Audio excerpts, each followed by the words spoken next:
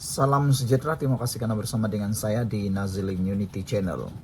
Puak PAS, perangai pelacur, mahu gabung dengan UMNO sebab nak rampas kerajaan. Laporan daripada Harapan Daily. Sebelum kita teruskan ulasan ini, apa pendapat Anda tentang tajuk yang luar biasa ini? Memang panas, tetapi pendapat Anda. Puak PAS, perangai pelacur, mahu gabung dengan UMNO sebab nak rampas kerajaan, kata pemimpin ini. Sejauh mana PAS tak sabar lagi nak rampas kerajaan? PRU 16 akan diadakan 3 tahun lagi, tapi PAS seakan-akan tak sabar lagi. Namun demikian, sekarang bukan lagi soal sabar atau tidak, tetapi ini sekarang bercakap tentang survival politik PAS dan Parti Bersatu.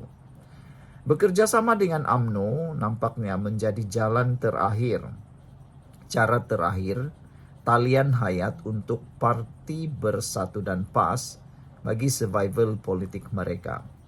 Hal ini karena sudah dapat dilihat sekarang ini, gabungan Barisan Nasional dan Pakatan Harapan terlalu kuat untuk ditandingi oleh Parti Gabungan Perikatan Nasional. Kelemahan Parti Gabungan Nasional ialah ketidakmampuan mereka untuk menarik undi daripada pengundi bukan Melayu Islam. Saudara, Puak PAS perangai pelacur mahu gabung dengan UMNO sebab nak rampas kerajaan, kata beliau. Sebelum kita teruskan ulasan ini, jangan lupa siapa ada masalah kencing manis, gout dan tinggi darah, sila tekan butang produk yang ada dalam video ini. Beli produk yang murah dan berbaloi ini untuk kesejahteraan hidup Anda. Sudah ramai orang menggunakan produk ini. Testimoninya pula beribu-ribu.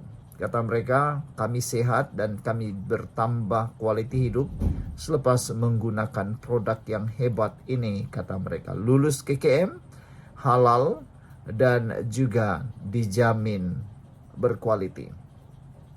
PAS seolah-olah seperti pelacur apabila mau bergabung dengan UMNO demi keinginannya untuk merampas kerajaan, kata Ketua Angkatan Muda Keadilan AMK Cabang Pasir Mas Wan Abdul Hadi.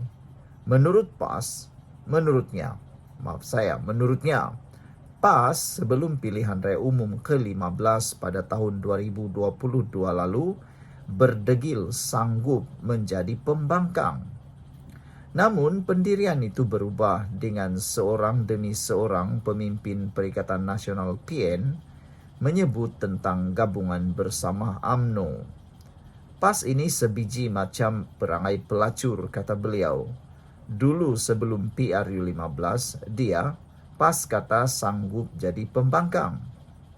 Ketika yang di Pertuan Agung tawarkan kepada PAS pembentukan kerajaan perpaduan, bergabung dengan BN, PAS tak mahu pula. Sebab dia kata dah cukup jumlah. Katanya tak perlukan UMNO. Hari ini, satu demi satu pemimpin PAS tunjuk perangai gila talak dengan UMNO. Templaknya menerusi TikTok beliau. Dalam masa sama, Wan Hadi membidas alasan pembangkang kononnya. Kerjasama dengan UMNO demi penyatuan ummah Melayu dan Islam. Dulu itu semua sandiwara semata-mata. Boleh kerjasama bukan sebab kepentingan kuasa. PAS nak bergabung dengan UMNO kalau bukan sebab kuasa, sebab apa? Soal beliau. Nak bergabung dengan UMNO sebab nak rampas kerajaan. Itu bukan sebab kuasa ke? Tegasnya lagi. Justru beliau berpendapat akar umbi UMNO boleh menilai niat PAS kerana sudah tahu sejarah pengkhianatan PAS dalam kerjasamanya dengan UMNO sebelum ini. Apa yang PAS buat kepada UMNO? Sejarah pengkhianatan PAS terhadap UMNO. PAS menubuhkan Perikatan Nasional PN dengan bersatu dalam keadaan PAS masih bersama dengan UMNO dalam Muafakat Nasional MN tambah Wan Abdul Hadi lagi.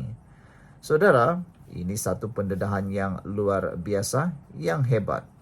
Kata beliau, seakan-akan PAS ini sekarang macam apa dia kata, perangai Puak pas perangai pelacur macam mahu gabung dengan UMNO sebab nak rampas kerajaan, kata beliau. Tinggalkan komen anda, tekan butang subscribe. Jumpa lagi. Bye-bye. Salam sejahtera, terima kasih kerana bersama dengan saya di Nazilin Unity Channel. Saya ada jangka sebelum ini ketika Papa Gomo membuat kenyataan maaf terhadap Ketua Polis Negara, saya ada jangka mungkin akan ada berlaku tindakan susulan daripada Ketua Polis Negara dan kedengarannya seakan-akan permohonan maaf itu tidaklah dibuat dengan ikhlas. Dan ramai netizen kata ini mungkin akan diulang lagi oleh Papa Gomo. Akhirnya apa yang berlaku ialah Ketua Polis Negara mendakwa Papa Gomo tidak ikhlas minta maaf dan beliau mohon supaya Papa Gomo dipenjara. Ramai netizen yang menyokong supaya Papa Gomo dipenjara kerana keberanian beliau melawan dan menghina mahkamah. Tindakan-tindakan Papa Gomo seakan-akan beliaulah yang paling kebal di Malaysia. Bayangkan sajalah, ramai orang yang meluat. Kata mereka, sampai Ketua Polis Negara pun dijadikan bahan. Betapa hebatnya Papa Gomo, kata mereka, yang mana kita ketahui Papa Gomo pernah dipecat daripada pekerjaan beliau kerana hal disiplin. Hari ini, Papa Gomo sendiri melawan Ketua Polis Negara. Jadi, adalah ramai yang setuju kalau Papa Gomo diberikan pengajaran setimpal kerana tindakan beliau yang tak serik-serik menghina mahkamah supaya beliau dipenjarakan untuk menjadikan beliau betul-betul serik. Takut-takut nanti malam ini dia akan tiba-tiba buat permohonan maaf pula. Apa pula pendapat kamu? Adakah permohonan komital daripada Ketua Polis Negara perlu ditarik semula untuk memaafkan Papa Gomo? Kalau Papa Gomo nak minta maaf sekali lagi, sila tinggalkan komen anda. Adakah dengan ini Papa Gomo akan dipenjarakan selama 10-20 tahun? Itu pun satu persoalan yang sangat baik. Ketua Polis Negara Tan Sri Razaruddin Hussein memohon kebenaran daripada Mahkamah Tinggi pada hari Isnin supaya blogger kontroversi Papa Gomo dikenakan perintah komital dan dipenjara. Ramai yang mahu supaya Papa Gomo jangan dipenjara 1-2 hari. Tapi ramai yang mahu Papa Gomo dipenjara lama-lamalah sedikit, kata mereka, supaya pengajarannya cukup kuat untuk membuatkan Papa Gomo serik dan tidak mengulangi kesilapan beliau. Razaruddin Hussein, 62 tahun, Ketua Polis Negara membuat permohonan itu kerana mendakwa Papa Gomo atau nama sebenarnya Wan Muhammad Azri Wan Deris, 42 tahun, telah menghina mahkamah buat kali kedua. Ada yang netizen kata, adakah Papa Gomo ni sudah tak waras lagi sehingga tak dapat membezakan perbuatan menghina mahkamah dengan perbuatan nak mencari view, nak mencari simpati, dan nak mencari perhatian, kata mereka. Kalau Papa Gomo nak menuai perhatian semata-mata, kata mereka, lebih baik Papa Gomo buat konten di tengah jalan raya teriak-teriak, dapatlah perhatian, kata mereka. Ini tidak dapatkan perhatian melalui menghina mahkamah, itu sesuatu yang sangatlah tidak bertamadun, kata mereka lagi. Beliau, iaitu Ketua Polis Negara, mengemukakan permohonan secara ex parte atau sebelah pihak melalui firma guaman Tetuan Kebitan Kumar and Partners. Berdasarkan dokumen mahkamah, Ketua Polis Negara selaku pelanatih mendakwa Papa Gomo gagal mematuhi perintah mahkamah supaya menyiarkan permohonan maaf tanpa syarat kepada Razaruddin dan mahkamah di platform YouTube, TikTok dan X sekurang-kurangnya selama 7 hari. Ia termasuk kegagalan memadam kenyataan berbau fitnah bertarikh 14 Januari serta imej Ketua Polis Negara yang telah disunting pada keesokan harinya. Menurut dokumen tersebut, permohonan maaf yang dibuat Papa Gomo pada 30 April lalu di mahkamah terbuka bersifat tidak ikhlas dan tanpa penyesalan. Razaruddin berkata ini kerana Wan Muhammad Azri selaku defendant dengan sengaja telah menerbitkan serta menyebabkan penerbitan satu video di aplikasi TikTok atas nama Papa Azri dan YouTube Se-Azri pada jam 8.30 malam pada 1 Mei yang lepas. Kenyataan defendant bertentangan dengan permohonan maaf yang dipersetujui dan dibacakan di mahkamah. Berdasarkan kenyataan yang disiarkan oleh defendant serta kegagalannya memadam video bertarikh 14 dan 15 Januari jelas menunjukkan beliau telah melanggar perintah komital.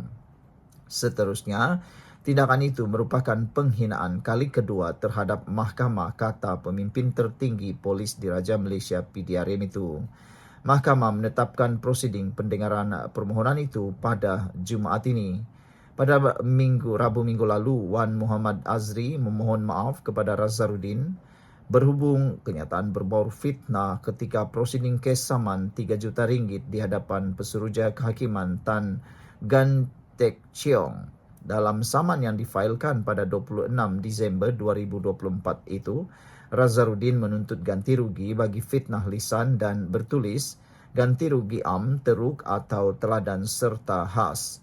Beliau turut menuntut perintah injuksi bagi menghalang defendant sama ada secara sendiri, melalui ejennya atau mana-mana pihak lain daripada mengeluarkan kenyataan dan kata-kata berunsur fitnah serta daripada menerbitkan atau menyebabkan penerbitan semula kenyataan terbabit. Sekian dulu untuk kali ini. Jangan lupa tinggalkan komen anda, tekan butang subscribe. Bye-bye.